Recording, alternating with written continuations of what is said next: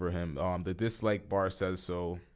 It's destroyed with dislikes. Who knows if that's Joe Budden fans coming from the podcast, because she also, YesJulz also disrespected Cyn Santana, saying she was insecure and she's this, that, and that. And YesJulz kept talking about herself having a big ass and this, and that. But I've seen for me, I looked at her, and from the interview, I'm like, it doesn't look like she has a fake ass, because it didn't look like there was much there. I went on her Instagram and I searched her pictures, and she has a bit of an ass, but I looked at the past pictures too, and the past pictures, it wasn't there. It was much flatter. It's nothing significant to the point where people will be hate. The thing is, that's why I didn't think it was fake initially, because I didn't think it was anything like significant for other women to be like hating on her. And other women weren't hating on her regardless if it was a significant ass. But for her to come for Cyn Santana and say she's insecure, that is just for me, that hit me left field, because that was weird. She didn't seem like she had anything to do with the situation. The situation always seemed like it stemmed from her and Joe.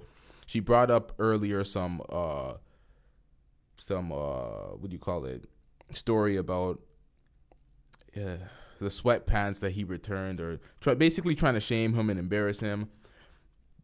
No, for me, I don't care about YesJulz. I don't care about anything she says, because I don't know her. I don't know what she does. There's no platform that I'm entertained. I don't see her on a regular basis. She just popped up for that interview.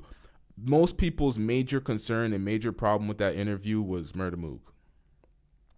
People were not satisfied with the way Mook represented his community or represented himself.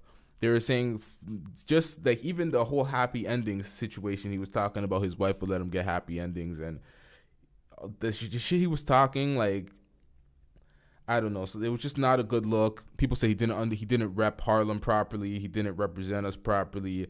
Mook took an L, all sorts of shit. You're just going on Mook. It was not a good day for Mook. Mook displayed what you're not supposed to do to get your podcast hot.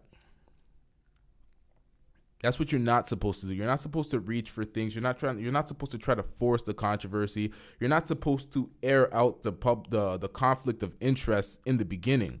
So you already come for me to hear the interview to start off, I already had a negative bias, because I'm like, oh, this bitch is gonna be a sponsor.